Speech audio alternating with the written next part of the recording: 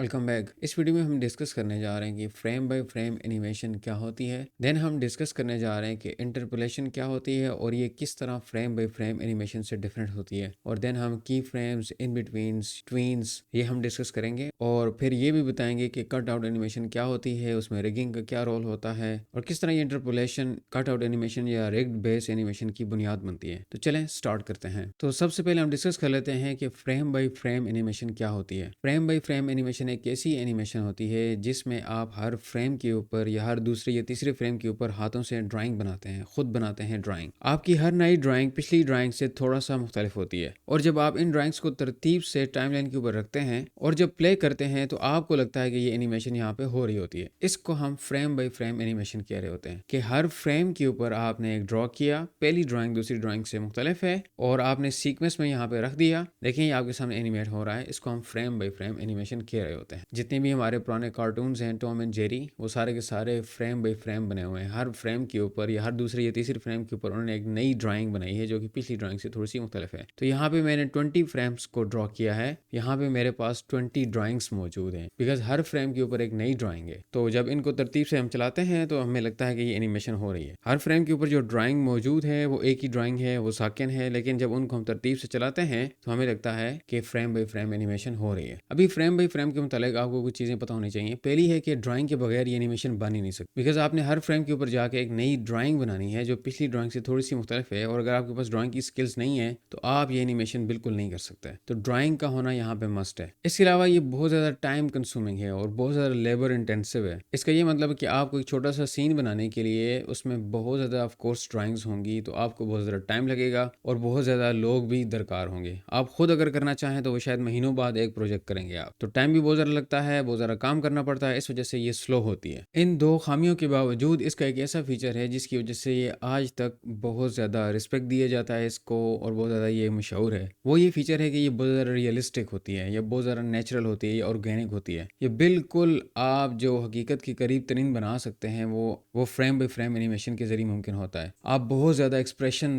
बना सकते हैं बिकॉज आपने हर चीज़ ड्राइंग के जरिए कंट्रोल कर रहे हैं। तो आप हर ड्राइंग को यूनिक बना सकते हैं, हर ड्राइंग को आप बहुत ज़्यादा एक्सप्रेसिव बना सकते हैं, बहुत ज़्यादा इमोशंस लेके आ सकते हैं हर ड्राइंग में। तो इस वजह से ये बहुत ज़्यादा रियलिस्टिक लगती है, हकीकत के करीब तरीन लगती है, बहुत ज़्यादा नेचुरल लगती है। आप माइंड में रखें टॉम एंड जेरी, तो वो हमें बहुत ज़्यादा अभी भी हम देखें तो बहुत ज़्यादा अच्छे लगते हैं बिकॉज वो मास्टर्स ने बनाए थे, वो बहुत ज़्यादा एक्सपर्ट लोग थे और वो फ्रेम बाय फ्रेम एनिमेशन कर रहे थे। तो इस वजह से जब भी फ्रेम बाय फ्रेम एनिमेशन की बात होगी तो ये बहुत ज़्यादा रियलिस्टिक, नेचुरल या ऑर्गेनिक होगी। बहुत ज़्यादा इमोशंस इसमें आ जाते हैं, बहुत ज़्यादा ऑडियंस को एंगेज करती है। ये इसके कुछ फीचर्स हैं जो हमने डिस्कस कर लिए हैं। इसके अलावा टून बोन हार्मनी में एक और टाइप की एनिमेशन आप कर सकते हैं जिसकी बुनियाद इंटरपोलेशन होती है। अभी हम डिस्कस कर लेते हैं कि इंटरपोलेशन होता क्या है। इंटरपोलेशन को समझने के लिए आपने इस एनिमेशन को समझना होगा। ये मैंने एक एनिमेशन की है, यहाँ पे ड्राइंग सिर्फ एक दफ़ा मैंने ड्रॉ की है, सिर्फ एक दफ़ा ड्राइंग की है और देन यहाँ पे मैंने की फ्रेम्स बनाए हैं और ट्विनिंग की है और यहाँ पे ये देखें ये एनिमेट हो रहा है। जैसे यहाँ पे आता है इसकी शेप थोड़ी सी लंबी हो जाती है, देन ये इस तरह हो जाता है, देन दोबारा ये लंबी सी शेप करके और दोबारा ये इस तरह मूव कर रहा होता है, ये वापस चला जाता है। और अगर मैं लूप लगा के इसको प्ले करता रहूँ, देखें ये एनिमेशन हुई पड़ी है। और यहाँ पे अगर आप ड्राइंग्स में जाएँ तो यहाँ पे सिर्फ एक ही ड्राइंग मौजूद है और ये जो की फ्रेम्स हैं, हर की फ्रेम के ऊपर जाके मैंने ड्राइंग को थोड़ा सा चेंज किया, ट्रांसफॉर्म किया। तो ये जो अभी एनिमेशन है इसकी बुनियाद इंटरपोलेशन है। इंटरपोलेशन बहुत आसान लफ्ज़ों में ये होता है कि इस की फ्रेम और इस की फ्रेम के दरमियान जितनी भी ये ड्राइंग्स हैं ये सॉफ्टवेयर हमारे लिए खुद बना रहा होता है, हमें बनाने की ज़रूरत नहीं होती। हम इसको बता देते हैं कि ये मेरा की फ्रेम है, देन टाइमलाइन के ऊपर आगे जाके हम दोबारा सॉफ्टवेयर को बता देते हैं कि यहाँ पे एक और की फ्रेम है। इस की फ्रेम और इस की फ्रेम के दरमियान जितनी भी ड्राइंग्स आएंगी, जो भी चेंजेस आएंगी, ये सॉफ्टवेयर खुद हमारे लिए करके हमें बता देगा। इस तरह के बिहेवियर को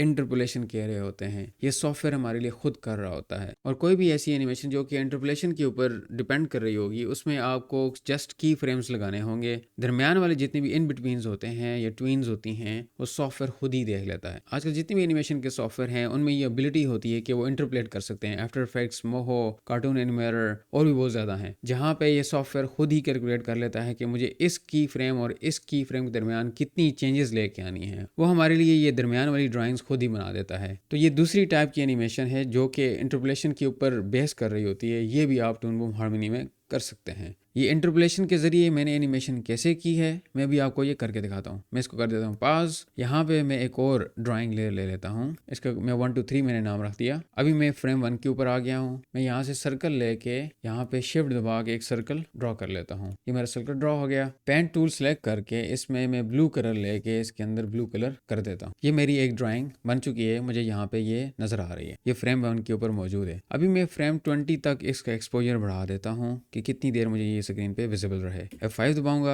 तो इसका एक्सपोजर ये बन गया। तो अभी मैंने की फ्रेम बनाना है। की फ्रेम बनाने के लिए आपने ये वाला ऑप्शन यहाँ पे ऑन रखना है। हम आगे जाके देखेंगे बाकी ऑप्शंस क्या हैं। एनिमेट करंट फ्रेम ये ऑन होना चाहिए यहाँ पे। और फिर यहाँ पे मैं ट्रांसफॉर्म टूल को सिलेक्ट करूंगा। जैसे ही मैंने ट्रांसफॉर्म को सिलेक्ट किया यहाँ पे तो देखें ये पिवट पॉइंट मुझे नजर आना शुरू हो गया है। तो हम किसी भी ड्राइंग के ऊपर जो भी ट्रांसफॉर्मेशन कर रहे होते हैं वो पिवट पॉइंट के सेंटर से होती है। ये जो हमें नजर आ रहा है ये पिवट पॉइंट है। ये यहाँ पे by default centre of the screen आ गया है। इसको हम पकड़ के इधर लेके जाना है, इसके सेंटर में रखना है, ड्राइंग के सेंटर में। तो मैं इसको यहाँ से ये टूल ले लेता हूँ और यहाँ पे इसको सिलेक्ट करके मैं इसको ड्राइंग के दरमियान में रख देता हूँ। अभी मैं जितनी भी इस ड्राइंग के ऊपर ट्रांसफॉर्मेशन करूंगा तो वो इस पॉइंट की बुनियाद पे होगी। इसको छोटा करूंगा, बड़ा करूंगा, टेढ़ा मेढ़ा करूंगा, इसकी एक्स वाई जी एक्सिस की वैल्यू चेंज करूंगा, वो सारी ट्रांसफॉर्मेशन इस पॉइंट के तनासुब से होगी। अभी मैं दोबारा ट्रांसफॉर्मेशन टूल ले लेता हूँ और देखें यहाँ पे अभी कोई की फ्रेम नहीं है। तो जैसे ही मैं इसको थोड़ा सा यहाँ पे किसी भी लिहाज से चेंज करूंगा तो यहाँ पे देखें एक की फ्रेम बन गया है। तो अभी हम समझते हैं कि की फ्रेम होता क्या है। की फ्रेम सॉफ्टवेयर को ये बताता है कि ये इस वक्त जो मौजूदा ड्राइंग सेलेक्टेड है इसकी प्रॉपर्टीज इस फ्रेम के ऊपर ये वाली हैं। प्रॉपर्टीज से क्या मुराद हो सकती है? यहाँ पे प्रॉपर्टीज से मुराद उसकी एक्स वाई जी एक्सिस की वैल्यूज, इसका वॉल्यूम कितना है, ये किस पॉइंट से स्टार्ट होता है, कहाँ पे ख़त्म होता है, इसके ऊपर कलर कौन सा है, ये टिल्ट कितना हुआ पड़ा है, ये टेढ़ा मेढ़ा कितना हुआ पड़ा है, ये जितनी भी चीज़ें हैं ये सॉफ्टवेयर खुद अपने पास सेव रखता है। तो की फ्रेम के ज़रिए इसने अपने पास ये अभी सारी इंफॉर्मेशन सेव कर ली है। अभी मैं जाता हूँ फ्रेम 20 के ऊपर, दोबारा मैं इसके अंदर कुछ चेंजेस ले आता हूँ। तो जैसे ही मैंने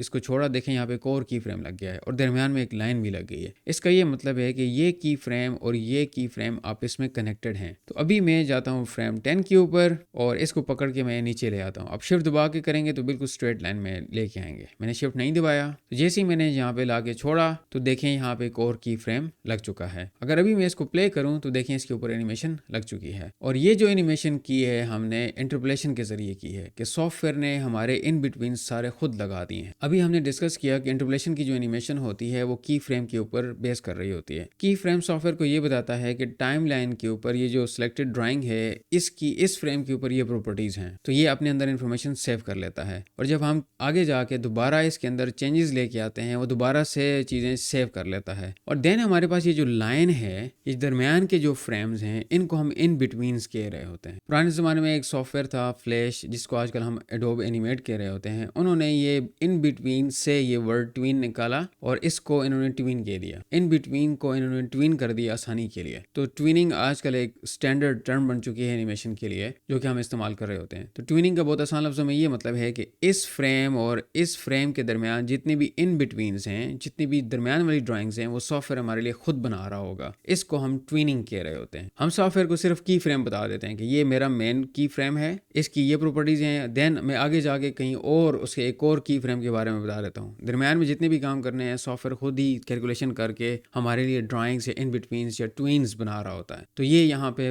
बहुत इंपॉर्टेंट कॉन्सेप्ट है। ये तीनों रिलेटेड है। इंटरपोलेशन ऐसी एनिमेशन जो की फ्रेम्स के ऊपर बेस कर रही होती है और की फ्रेम्स के दरमियान ट्विनिंग वो सॉफ्टवेयर खुद ही कर रहा होता है। और इस टाइप की एनिमेशन ही बुनियाद बनती है कट आउट एनिमेशन की। कट आउट एनिमेशन ऐसी एनिमेशन होती है जहाँ पे हम कैरेक्टर को मुख्तलिफ टुकड़ों में बनाते हैं। आंखें किसी और लेयर के ऊपर होती हैं, बाजू किसी और लेयर के ऊपर होते हैं, बाजू को भी 3-4 हिस्सों में डिवाइड कर देते हैं, लेग्स को भी डिवाइड कर देते हैं, हेड को भी मुख्तलिफ लेयर्स में डिवाइड कर देते हैं। हर चीज़ कट होके या सेपरेट होके बनाते हैं। इसको कट आउट एनिमेशन कह रहे होते हैं। बाद में हम इन मुख्तलिफ टुकड़ों को हम जोड़ देते हैं। अगेन ये टूल्स यहाँ पे अवेलेबल हैं जो कि हम फ्यूचर वीडियोस में डिस्कस करेंगे। तो कट आउट एनिमेशन की बुनियाद ये इंटरपोलेशन ही है। इसी की बुनियाद पे हम कट आउट एनिमेशन कर रहे होते हैं। तो इसका ये मतलब नहीं है कि हम फ्रेम बाय फ्रेम एनिमेशन के ऊपर इंटरपोलेशन नहीं कर सकते। हम फ्रेम बाय फ्रेम एनिमेशन के ऊपर भी इंटरपोलेशन अप्लाई कर सकते हैं जो कि हम फ्यूचर की वीडियोस में देखने जा रहे हैं। इस वीडियो में हमने बड़ी डिटेल से डिस्कस कर लिया कि फ्रेम बाय फ्रेम एनिमेशन ऐसी एनिमेशन होती है जो कि ड्राइंग्स के ऊपर डिपेंड कर रही होती है। हर फ्रेम के ऊपर या हर दूसरे या तीसरे फ्रेम के ऊपर आप एक नई ड्राइंग बनाते हैं। इसको हम फ्रेम बाय फ्रेम एनिमेशन या ट्रेडिशनल एनिमेशन कह रहे होते हैं